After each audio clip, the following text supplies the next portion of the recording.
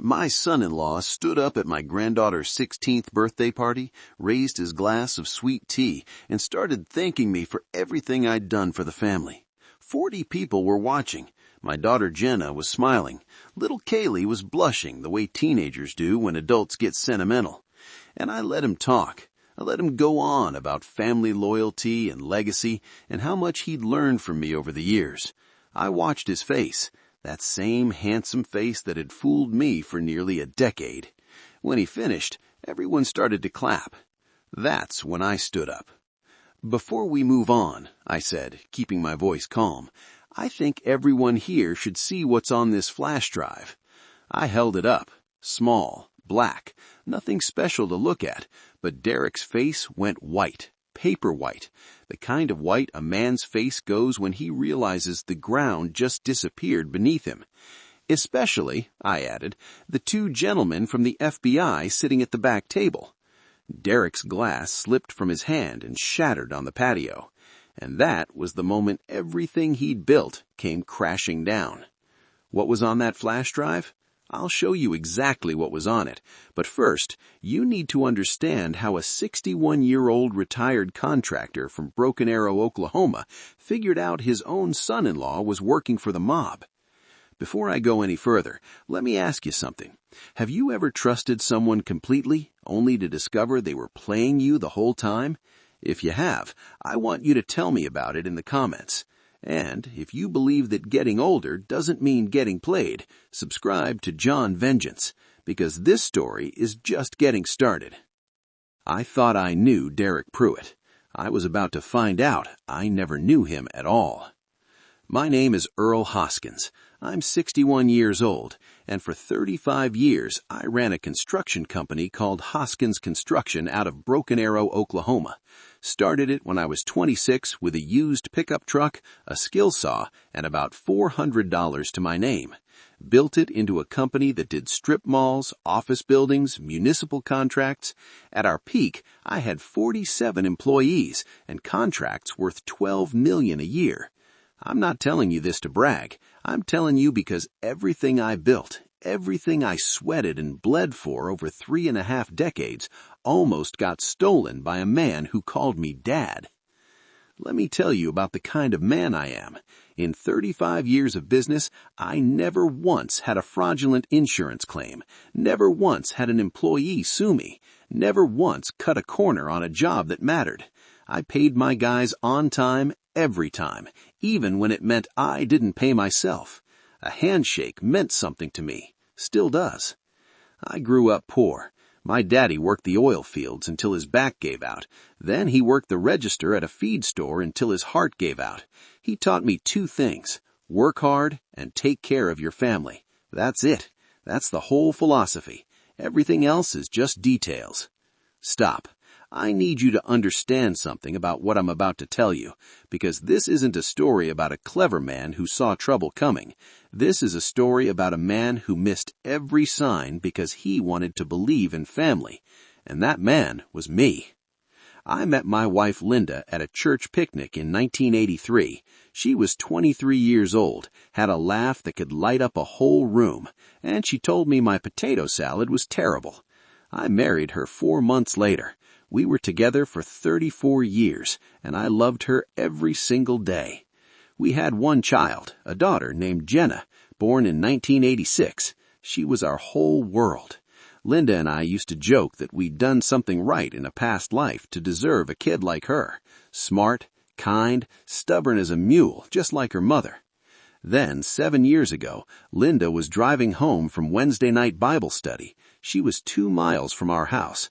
Some 24-year-old kid who'd had 8 beers at a sports bar ran a red light doing 60, hit her driver's side door. She died before the paramedics got there. I don't talk about that night much. I'll tell you this, for about 6 months afterward, I wasn't sure I wanted to keep living. The only thing that kept me going was Jenna and my granddaughter, Kaylee. They needed me. And Derek, well, Derek was there too. That's how he got me, you see. He was there. In those dark months after Linda died, Derek Pruitt was the perfect son-in-law. He drove me to doctor's appointments when I was too numb to drive myself. He handled paperwork I couldn't focus on. He sat with me on the porch and didn't try to fill the silence with empty words. He just sat there. Jenna had married him in 2015. They'd met at her job, some kind of financial services company in Tulsa. Derek was a smooth talker, good-looking, always dressed sharp, but he was never flashy with me. Always called me sir, always shook my hand like he meant it. He went to church with us every Sunday. When Kaylee was born, in 2009, I thought our family was complete. 3 generations, all healthy, all together. Linda used to hold that baby and cry happy tears. After Linda passed, Derek stepped up. He started helping out at the company, said he wanted to learn the business so he could help me when I was ready to slow down. I thought it was sweet. I thought he was looking out for me.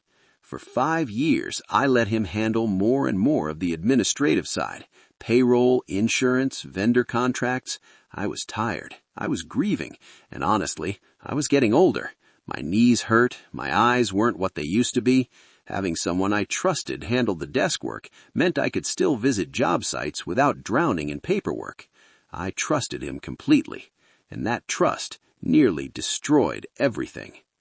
The first crack appeared on a Tuesday in March. I remember because it was raining, that cold Oklahoma rain that gets into your bones. I was sitting in my home office, going through the mail, when I found a letter from my commercial insurance company, Hartford Midwest. The letter was flagged urgent. It referenced 3 workman compensation claims filed in the past 6 months, totaling $187,000. 3 employees injured on the job. The names were Marcus Devane, Thomas Pilcher, and Ricky Soto. I read those names 3 times. In 35 years, I've known every man who ever worked for me. I knew their wives' names, their kids' birthdays, what they liked in their lunch pails. I'd been to their weddings and their funerals. I never heard of Marcus Devane, or Thomas Pilcher, or Ricky Soto. My hands started shaking, not from fear, from confusion. I called my insurance agent, a man named Bill Westbrook. Bill and I had been doing business for 22 years. He'd handled my policy since I was running 3-man crews out of a rented office. "Bill, I need to look at something." There was a pause. I could hear him typing. "Looks like they were submitted by your operations manager, Derek Pruitt." I didn't say anything for a long moment. My mind was trying to make it sense. Maybe these were new hires I hadn't met. Maybe Derek had brought on some temporary workers for a project I didn't know about. But something in my gut knew that wasn't right. "Bill, can you send me the claim files? Everything you have?" "Sure, Earl. Everything okay?" "I don't know yet. I hope so." I didn't sleep that night. I lay in bed staring at the ceiling, listening to the rain, talking to Linda the way I sometimes do when the house gets too quiet. "Something's wrong," I told her. "I can feel it." The next Saturday, I drove to the company office. It's a small building off 71st Street, nothing fancy. I'd built it myself in 1994. Derek wouldn't be there on a Saturday. He never worked weekends. I used my key, disabled the alarm with my code, and went straight to the personnel files. We still kept paper records, old habit from an old man. Derek had always teased me about it.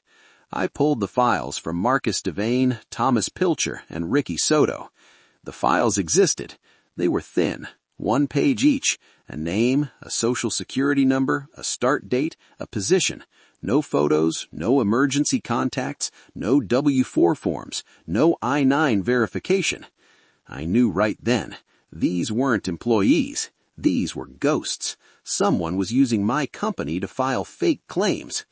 The recording I made in that office would later be played in federal court, but at that moment I had no idea how deep this went. I just knew I needed to see more. I called my accountant the next Monday. His name is Pete Farrell. He's 73 years old, been my accountant since 1991. Semi-retired now, but he still handles my books because neither of us trusts anybody else. "Pete, I need you to look at something. Payments to a company called Redstone Excavation, LLC. Pull everything you can find." 2 days later, Pete called me back. His voice sounded strange, tight. "Earl, you better come to my office."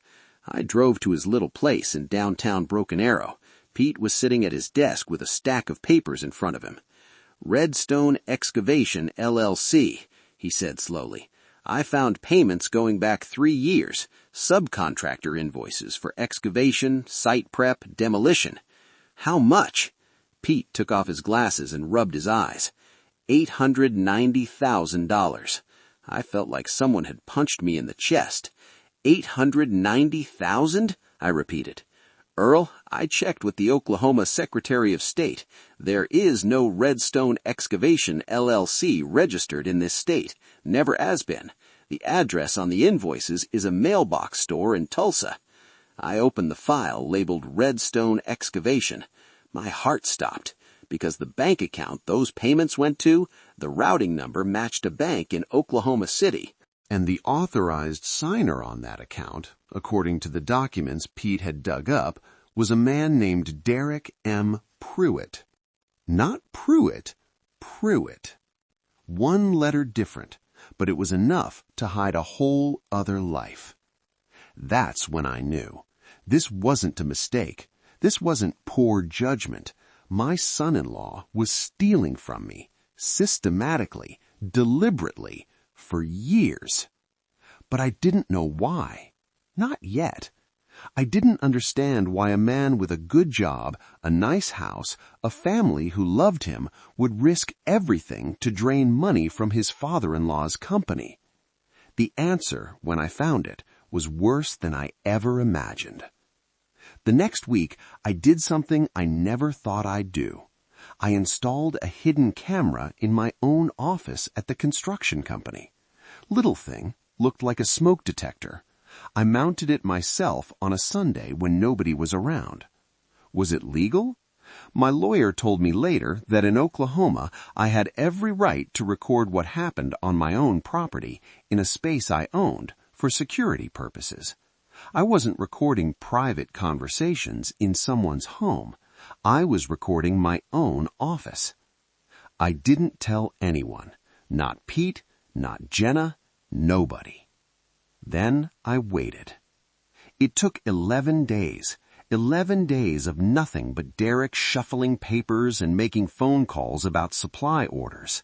I was starting to think maybe I was wrong. Maybe there was an explanation. On the 12th day, 2 men walked into my office with Derek. I didn't recognize either of them. One was heavy-set, maybe 50, wearing a sport coat that didn't quite fit. The other was younger, lean, with a shaved head and a tattoo creeping up his neck. Derek closed the door, and then I heard him say words that burned themselves into my memory. "Tell Carmine this should cover February. The old man doesn't suspect anything." He handed them an envelope. The heavy-set man thumbed through what was inside. Cash. I could see it on the recording. A stack of bills at least an inch thick. "Carmine wants March early. He's got expenses," the man said. Derek nodded. "I'll have it by the 15th. The insurance claims are coming through. We're also setting up the next round of invoices through Redstone." They talked for another 3 minutes. I watched the recording 7 times. Each time I felt a little more of my heart turn to stone. Carmine. The old man doesn't suspect anything. Insurance claims. Invoices through Redstone. My son-in-law wasn't just stealing from me. He was laundering money. My company, the company I built with my own 2 hands, was being used to wash dirty money for someone named Carmine. But who was Carmine? And how did Derek get mixed up with people like this? I needed help. The kind of help I couldn't get from Pete or Bill Westbrook or anyone else I knew. So I went to the one place old contractors go when they need information about people. I went to church. After Sunday service, I pulled aside a man named Roy Demeter.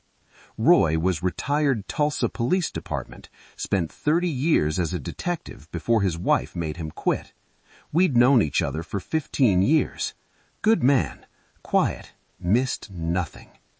Roy, I need to find a private investigator. Someone good, someone discreet. Roy looked at me for a long moment. You in trouble, Earl? I might be, I said, but not the kind you're thinking. He gave me a name, Claudia Reyes, former FBI, now private, expensive, but thorough. I hired her the next day. 2 weeks later, Claudia handed me a folder that changed everything. Derek Pruitt, she told me, wasn't Derek Pruitt. His real name was Derek Michael Pruitt, born in Cicero, Illinois, sealed juvenile record for fraud and theft, left Illinois at 22 and reinvented himself in Oklahoma. And the people he owed money to, the Marchetti family, based in Oklahoma City, mid-level organized crime, mostly into loan sharking, illegal gambling, and money laundering. Carmine, Claudia said, is Carmine Marchetti. He's currently under federal investigation. Your son-in-law is connected to him through a gambling debt that goes back 12 years, $340,000. She slid a photograph across the table. It was the heavyset man from my office video. That's Carmine's cousin, Sal Benedetto. He's the bag man, collects payments, delivers messages. I stared at the photograph, at the face of the man my son-in-law had been paying with my money. Your son-in-law married your daughter 9 years ago, Claudia continued. Based on what I found, I believe the marriage was strategic. He needed access to a legitimate business to help the Marchettis clean money. Your company was the target. I couldn't speak. My daughter's marriage, my granddaughter's father, all of it had been a lie from the very beginning. It was around this time that I noticed something strange at MedPlus Pharmacy. I'd been going to MedPlus for 12 years. The pharmacist, Ruth Ann Delacroix, always remembered my name, asked about my arthritis, mentioned her cats. Nice woman, maybe late 50s, lost her husband to cancer a few years back. One afternoon, I went to pick up my blood pressure medication. Ruth Ann was behind the counter, but instead of her usual friendly smile, she looked nervous. She kept glancing toward the door. Mr. Hoskins, can I ask you something personal? Of course. Has anyone in your family asked your doctor about memory medications, something for cognitive decline? I frowned. No? Why would they? Ruth Ann's face tightened. Because someone has been calling here, asking about your prescriptions, what you're taking, whether we carry medications for dementia. My blood ran cold. Who? A man said he was your son-in-law, said he was concerned about your memory and wanted to know what options were available. I stood very still. The world seemed to narrow to a single point. Ruth Ann, I want you to listen to me carefully. I do not have dementia. I am not experiencing cognitive decline, and if anyone calls asking about me again, I need you to write down exactly what they say. She nodded slowly. Mr. Hoskins, my father, someone did this to him. My stepbrother, convinced everyone he was losing his mind while he drained his bank accounts. I watched it happen. She reached across the counter and touched my hand. I won't let it happen to you. That's when I understood. Derek wasn't just stealing from my company. He was setting up something bigger. He was going to try to take everything. And it wasn't going to stop until I stopped it. The first attack came 3 weeks later, not with lawyers or documents, with something far more painful. My own daughter. Jenna called me on a Sunday evening. I was sitting on the back porch, watching the sun go down over the tree line, thinking about Linda like I always do at that hour. When I saw Jenna's name on my phone, I smiled. We hadn't talked in 3 days. Hey, sweetheart. Dad? Her voice was strange, flat. We need to talk about something. Okay, what's on your mind? There was a long pause. I could hear Derek's voice in the background, low and muffled, coaching her. "Dad, Derek and I have been talking. We're worried about you." "Worried about what?" "Your memory, your behavior lately. You've been acting strange, paranoid, asking weird questions about the business. Derek says you accused him of stealing." I closed my eyes. So this was how he was going to play it. "Jenna, I love you, and I'm asking you to trust me. Something is going on that I can't explain right now, but I am not losing my mind." "Dad," she was crying now, "Derek thinks we should cancel Sunday dinners for a while, just until you, I don't know, see someone, get evaluated." Evaluated? A doctor, someone who can check, you know. Check if I have dementia? Silence. "Jenna, do you believe that? Do you honestly believe your father is losing his mind?" More silence, then Derek's voice in the background again, and my daughter, my little girl, said the words that nearly broke me. "I don't know what to believe anymore, Dad. I'm sorry." She hung up. I sat on that porch for 2 hours, didn't move, didn't eat dinner, just sat there in the dark, listening to the crickets, feeling like the loneliest man in Oklahoma. I'm 61 years old. I built that company with my bare hands. I buried my wife. I raised my daughter. And now she was calling me crazy because a con man told her to. But I didn't fall apart. You know why? Because I've buried harder things than this. I buried Linda. I buried my parents. Inside was a petition for guardianship, filed by my daughter, Jenna Marie Pruitt, on the advice of her husband, Derek. The petition alleged that Earl Raymond Hoskins was exhibiting signs of cognitive decline, was unable to manage his financial affairs, and required a legal guardian to protect his interests. Attached to the petition was a medical evaluation, signed by a physician's assistant I'd never met from a clinic I'd never visited, claiming that I showed significant indicators of early-onset dementia and recommending immediate intervention. I read it 3 times. Every word was a lie. Derek had found a corrupt medical professional willing to sign off on a fake evaluation. He was trying to have me declared incompetent, and if he succeeded, he would become my legal guardian. He would control my assets. He would control my company. He would control everything. For about 10 minutes, I'll admit, I panicked. My hands were shaking. I couldn't catch my breath. It felt like the walls were closing in. Then I called my doctor, Dr. Harold Mbutu. He'd been my physician for 25 years, delivered my daughter, held my hand when we found out about Linda's accident. "Harold, I need your help." I explained the situation, the fake evaluation, the guardianship petition, everything. Dr. Mbutu was quiet for a long moment.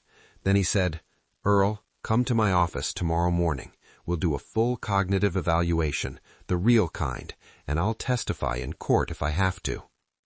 The next day, I spent 4 hours at Dr. Mbutu's office, taking every test they had: memory, reasoning, problem-solving, coordination. They even did a brain scan. 1 week later, Dr. Mbutu handed me the results. "Earl, your cognitive function is excellent for a man your age. Better than excellent. You're sharp as a tack." I sagged with relief. "I'm going to write a letter to the court," he continued, "stating that in my professional opinion, you show no signs of cognitive decline whatsoever. And I'm going to report that physician's assistant to the state medical board." The guardianship petition was dismissed 3 weeks later, but it cost me $14,000 in legal fees, and it cost me something more valuable: time. Derek now knew I was fighting back, and that made him dangerous. That's when Agent Vasquez told me something that changed everything. I'd made contact with the FBI 2 weeks earlier, called the tip line, explained what I'd found, sent them copies of the Redstone excavation documents and the video from my office. I didn't expect to hear back quickly. Federal agencies move slow. But this case was different. The Marchetti family was already under investigation. My evidence connected Derek directly to their money laundering operation. I was exactly the kind of witness they needed. Special Agent Renata Vasquez drove down from Oklahoma City to meet me at a diner in Jenks, neutral territory. She was about 40, sharp eyes, no-nonsense demeanor, the kind of person who makes you feel like everything's going to be handled. "Mr. Hoskins," she said, sliding into the booth across from me, "I've reviewed everything you sent. You've done remarkable work." "I'm just trying to protect my family."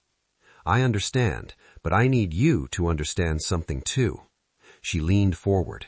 "Your son-in-law isn't just a thief. He's connected to people who make problems disappear.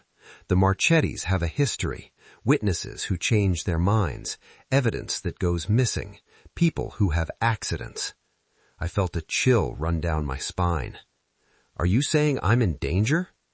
"I'm saying you need to be careful, very careful. Don't confront Derek directly. Don't tip him off. We're building a RICO case against the entire organization, and your son-in-law is a key piece of that puzzle." "What do you need from me?" Agent Vasquez smiled. It wasn't a warm smile. It was the smile of someone who knows how the game is played. "We need him comfortable. We need him thinking he's won. And then we need him in a place where we can arrest him publicly, with witnesses, where he can't run or destroy evidence." "I might have an idea about that," I said. My granddaughter Kaylee's 16th birthday was coming up in 6 weeks. The whole family would be there. Extended relatives, neighbors, friends, 40 or 50 people in my backyard. "A birthday party," I said, "at my house. Everyone he's ever fooled will be watching." Agent Vasquez nodded slowly. "That could work. We'll have agents in place, dressed as guests. When the moment is right, we move." For the next 6 weeks, I played the part of a broken old man. I let Derek think he'd won. I stopped asking questions about the business. I apologized to Jenna for causing stress. I even let Derek come over for dinner once, sat across from him, and made small talk about the weather. It was the hardest acting job of my life. Every time he smiled at me, every time he called me Dad, I wanted to grab him by the throat and drag him to the police station myself. But I waited, because that's what the plan required. If you're still watching this, I need you to do something for me. Hit that like button. It helps more people find these stories, and I want everyone to know what happens when you try to steal from a man who's got nothing left to lose. Because what happened at that birthday party? That's when I turned everything around. Kaylee's 16th birthday fell on a Saturday in late June. Perfect Oklahoma summer day. Blue sky, temperature in the low 80s, just enough breeze to keep things comfortable. I'd set up the backyard exactly the way Linda used to do it.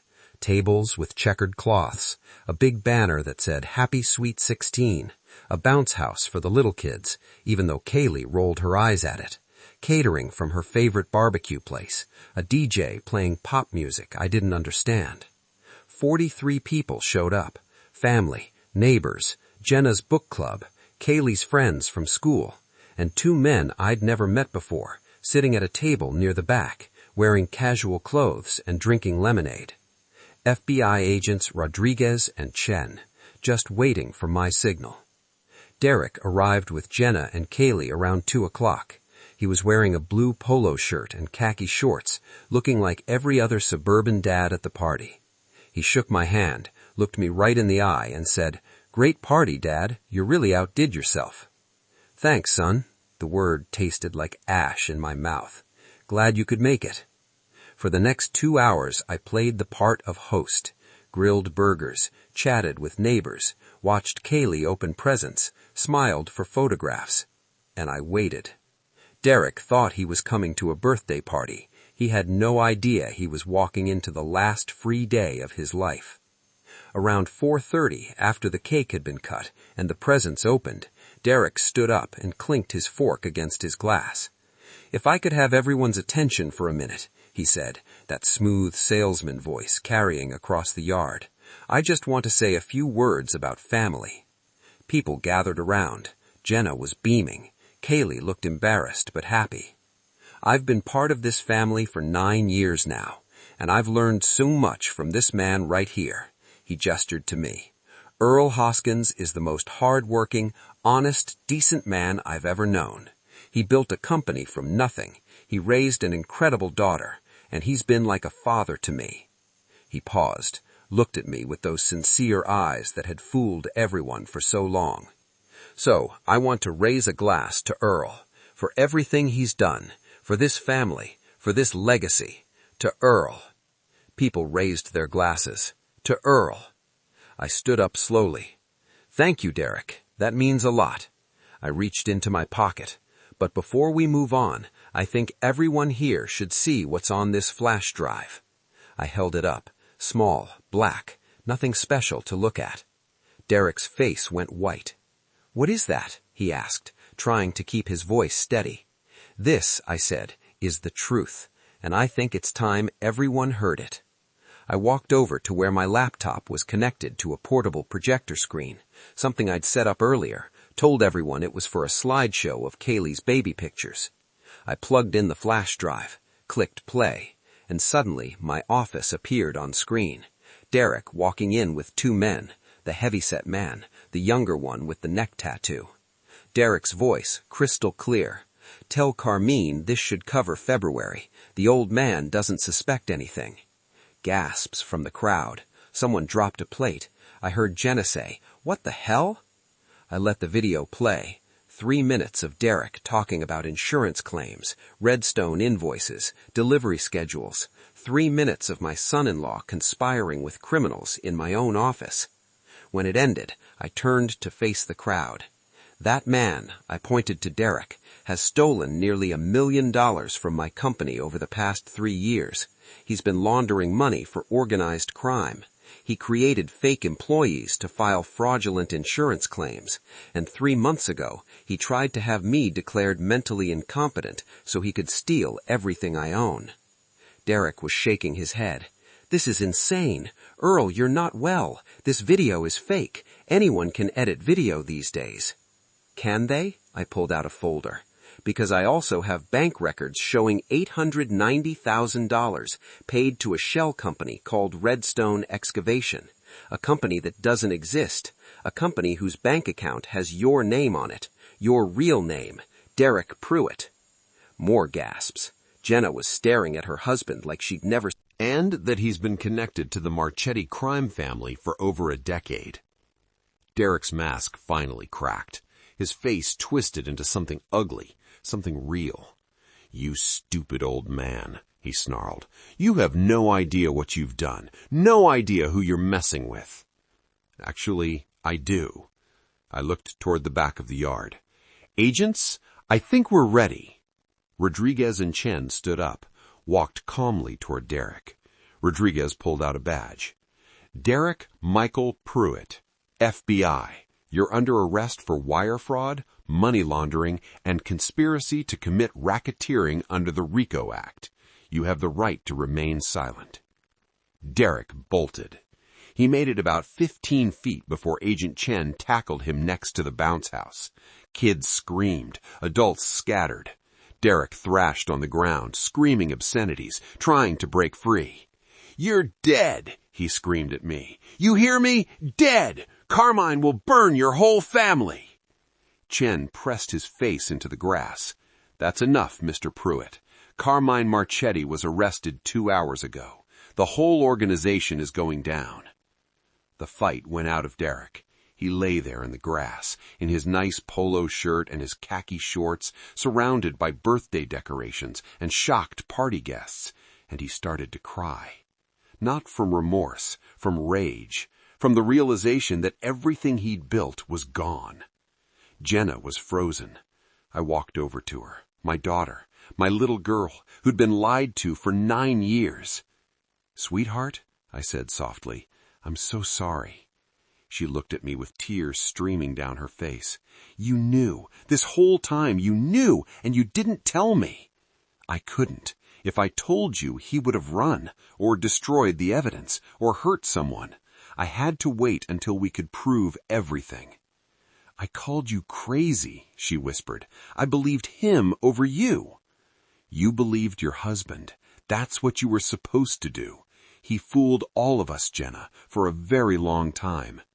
She collapsed into my arms, sobbed against my chest like she used to when she was a little girl and the world had gotten too scary. I held her tight and watched them put Derek in handcuffs, watched them walk him past the birthday cake and the presents and the banner that said, Happy Sweet 16. Kaylee appeared at my side, my granddaughter, 15 years old, now 16, watching her father get arrested at her own birthday party. Grandpa? She said quietly. Yes, sweetheart? I knew something was wrong with him. I didn't know what, but I knew. I put my arm around her. I'm sorry this happened at your party. She shook her head. No, I'm glad. I'm glad everyone knows the truth now. She looked up at me, this kid who'd just watched her whole world explode, and she said something I'll never forget. You kept us safe, Grandpa, just like Grandma would have wanted. I couldn't speak. I just held her tighter. As they loaded Derek into the back of an unmarked car, Agent Vasquez walked over to me. Nice work, Mr. Hoskins. Couldn't have done it without you. What happens now? Now he faces federal charges, wire fraud, money laundering, and conspiracy to commit racketeering under the RICO Act. With what we have and his connection to Marchetti, he's looking at serious time. How much time? Vasquez smiled that same hard smile. If he cooperates, 8 to 12 years. If he doesn't, could be 20. 20 years for a man who spent 9 years building a lie. One more thing, Vasquez said. That threat he made about Carmine, don't worry about it. Marchetti's organization is finished. Everyone who could hurt you is either in custody or about to be. You're safe. I nodded, but I knew I'd be checking my locks for a long time. The party didn't really continue after that. Most people left, speaking in hushed voices, throwing looks back at the scene like they couldn't believe what they'd witnessed. But a few stayed. My neighbors, the Hendersons, helped me clean up. My old foreman, Miguel, and his wife packed up the leftover food. Ruth Ann, the pharmacist, showed up with a bottle of bourbon and didn't say a word, just sat with me on the porch until the sun went down. That night, after everyone was gone, I sat alone in my backyard. The bounce house was deflated. The banner hung crooked from one corner. A few balloons drifted along the fence. I'd done it. I'd protected my family. I'd exposed the truth. But I didn't feel victorious. I felt tired. Tired in a way that sleep couldn't fix. Because winning doesn't erase what was lost. It doesn't give back 9 years of lies. It doesn't heal a daughter's broken heart or explain to a granddaughter why her father was never really her father at all. Here's where I turned the tables, and I did it in front of everyone he'd ever fooled. But victory, real victory, isn't about the moment of triumph. It's about what comes after. And what came after was the hardest part of all. The federal trial took place 8 months later in the Northern District of Oklahoma courthouse in Tulsa. I testified for 3 hours, walked the jury through every piece of evidence, the fake employees, the shell company, the video, the bank records, the background check. Derek's attorney tried to paint me as a confused old man with a grudge, tried to suggest I'd fabricated evidence to frame my son-in-law because I disapproved of him marrying my daughter. But the evidence was too strong. The FBI had corroborated everything I'd found and added more. They had phone records linking Derek to Carmine Marchetti going back 7 years. They had testimony from 2 other businesses the Marchettis had infiltrated. They had financial forensics showing exactly how the money moved from my company through Redstone Excavation to accounts controlled by the organization. Derek's lawyer pled for a plea deal. Smart move. The alternative was going to trial against the full weight of federal RICO charges, with his former associates flipping on him left and right. In the end, Derek pled guilty to wire fraud, money laundering, and conspiracy to commit racketeering under the RICO Act. The judge, a no-nonsense woman named Patricia Harmon, handed down the sentence on a cold morning in February. 12 years in federal prison. No possibility of parole. Federal time means you serve at least 85% of your sentence. Derek would be 50 years old before he breathed free air again. He also was ordered to pay $1.2 million in restitution. Most of it he didn't have. The court seized what assets remained, some of which traced back to accounts funded by my stolen money. I recovered about $300,000. The rest was gone, disappeared into the Marchetti machine, or spent on whatever life Derek was living behind my back. When the sentence was read, Derek didn't react, just stared straight ahead with dead eyes. The charming smile was gone. The smooth confidence was gone.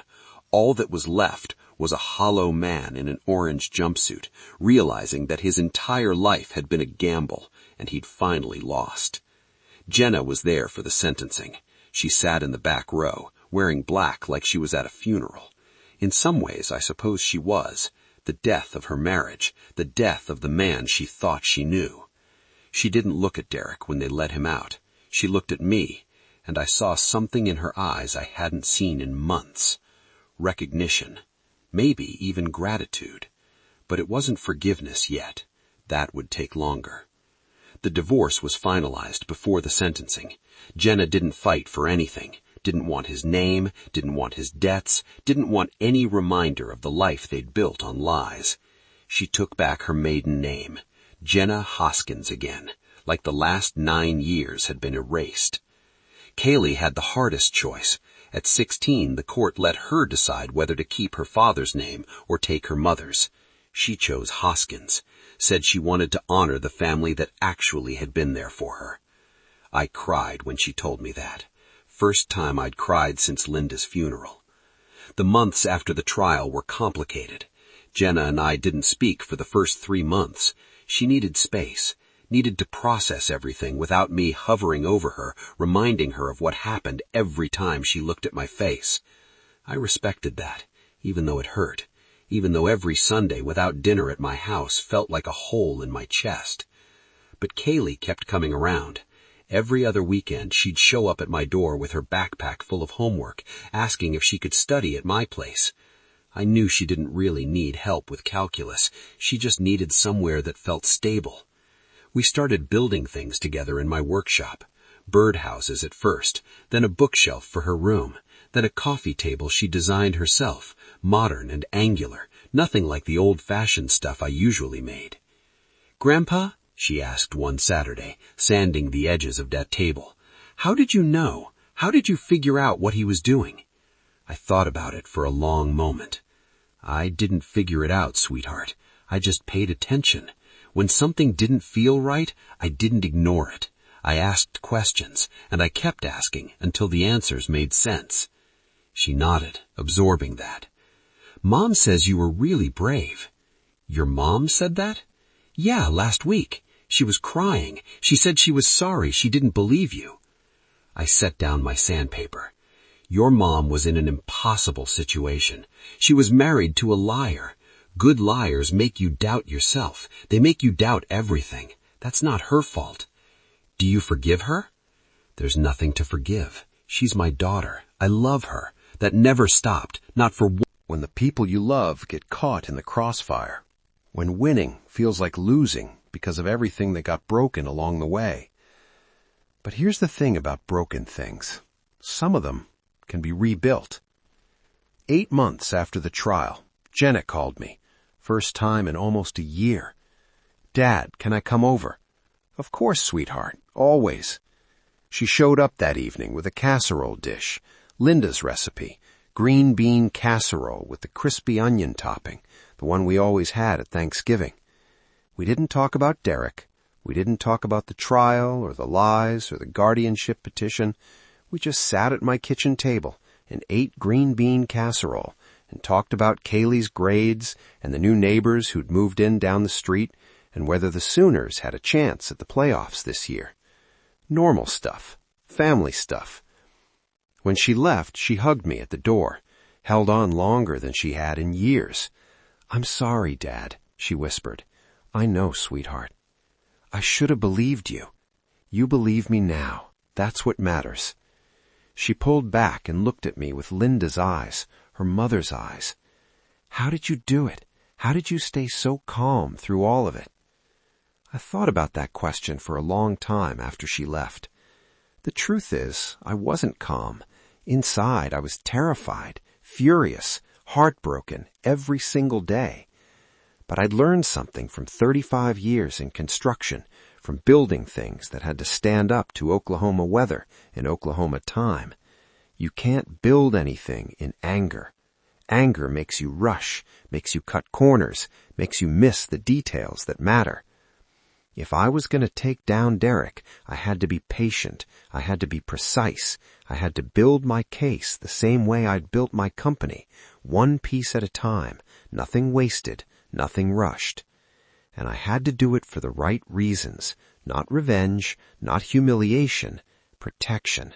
I did it to protect my daughter from a man who was using her, to protect my granddaughter from a father who saw her as a means to an end, to protect my company from becoming a tool for criminals. That's not revenge. That's justice. There's a difference. 6 months after that dinner with Jenna, I made a decision about the company. I was 62 years old. My knees hurt. My eyes needed new glasses every year. And honestly, I was tired of paperwork and permits and insurance claims and all the things that come with running a business. So I turned over daily operations to Miguel Santos, my foreman of 18 years. Loyal man, good man, understood the business inside and out. I stayed on as owner, kept my equity, but Miguel ran the show, hired the crews, bid on contracts, dealt with the headaches. And I started doing something I'd never had time for before. I started helping other people. The Oklahoma Attorney General's office has an elder abuse task force. They investigate cases of financial exploitation, just like what happened to me. I started volunteering with them, giving talks at senior centers, telling my story so other people might recognize the signs. Trust your instincts, I'd tell them. If something feels wrong, it probably is. Don't let anyone make you feel crazy for asking questions, and document everything. Everything. I met a lot of people through that work. Other victims, families torn apart by greed, good people who'd been fooled by the same kind of smooth-talking predators who'd fooled me. Some of them asked me how I'd recovered, how I'd rebuilt. I always told them the same thing. One day at a time, one brick at a time. That's how you build anything worth keeping. Last spring, I did something I'd been putting off for 7 years. I drove to Lake Tenkiller with a small wooden box, Linda's ashes. She'd always loved that lake. We used to rent a cabin there every summer back when Jenna was young. Some of our happiest memories were on that water. After she died, I couldn't bring myself to let go, kept her ashes in our bedroom closet, couldn't face scattering them, couldn't face that final goodbye. But standing on that dock, watching the sunset over the water, I finally understood something. Holding on wasn't honoring her, it was hiding from grief. And grief doesn't go away just because you refuse to look at it. I opened the box, let her ashes drift out over the water, watched them catch the light. I kept my promise, I whispered. I protected our family, just like you would have. The wind carried her away, and for the first time in 7 years, I felt something besides grief. I felt peace. Kaylee graduated high school last May, valedictorian, full scholarship to the University of Oklahoma, studying engineering. She asked me to walk with her at the ceremony. Her father wasn't there, of course. He was in a federal prison in Beaumont, Texas. Not that she'd have wanted him there anyway. So I walked beside my granddaughter as she crossed that stage, an old man in a borrowed suit, tears streaming down his face, clapping harder than anyone in that auditorium. Jenna sat in the second row, clapping too. We caught each other's eyes across the crowd. She smiled. I smiled back. Not everything was fixed. Some things can't be fixed. Jenna still has nightmares sometimes. Kaylee still doesn't talk about her father, not even to say his name. and I still wake up some nights with my heart pounding, thinking I heard someone breaking into the house. But we're together. We're a family again. Not the same family we were before. That family is gone.